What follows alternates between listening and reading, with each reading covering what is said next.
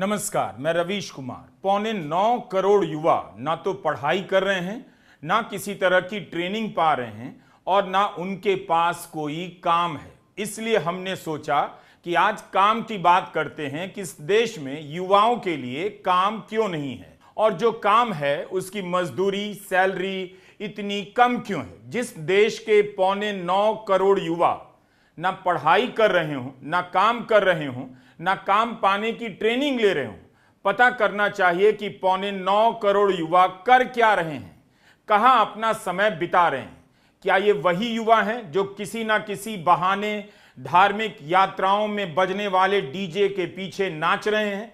क्या ये वही युवा हैं जो इस देश से अब हर तरह की उम्मीद छोड़ चुके हैं और ड्रग्स जैसे नशे के शिकार हो रहे हैं, मानसिक परेशानियों से घिरते जा रहे हैं? यह कोई मामूली संख्या नहीं है कि नीति आयोग ने अपनी रिपोर्ट में छाप दी और आप भूल गए।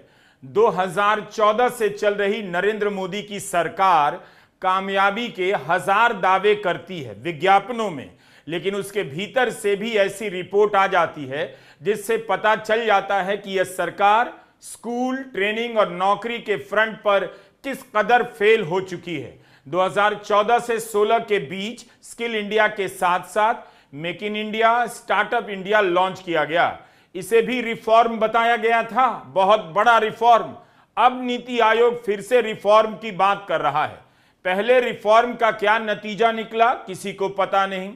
यह सरकार रिफॉर्म के बाद रिफॉर्म, ट्रेनिंग के बाद ट्रेनिंग प्रोग्राम में ही अपना टाइम काट रही है और आप उलझते जा रहे हैं। 23 अगस्त को प्रधानमंत्री नरेंद्र मोदी ने अंतरिक्ष सेक्टर के 20 स्टार्टअप के सीईओ के साथ बैठक की।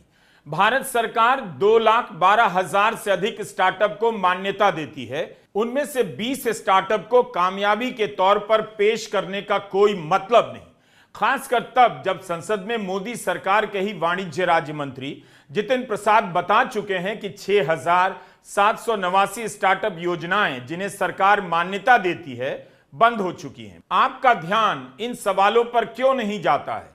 अंतरिक्ष के स्टार्टअप का नाम सुनकर आप भी हांफने लग जाते हैं कि स्टार्टअप में क्रांति जैसी कोई चीज हो रही है। क्या ऐसा कुछ हुआ है? बाहर से आने वाला निवेश ही न्यूनतम स्तर पर है, तो प्रधानमंत्री नरेंद्र मोदी किस बाहर की बात कर रहे हैं, जहां के लोग भारत की कामयाबी के आकर्षण से खींचते हुए यहां चले आएंगे। मैं समझता हूं कि हमें ऐसा एक औरा खड़ा कर देना चाहिए कि इस फील्ड में दुनिया भर के लोगों को एक जिंदगी बनानी है तो हिंदुस्तान जाओ। भारत की कोई स्टार्टअप से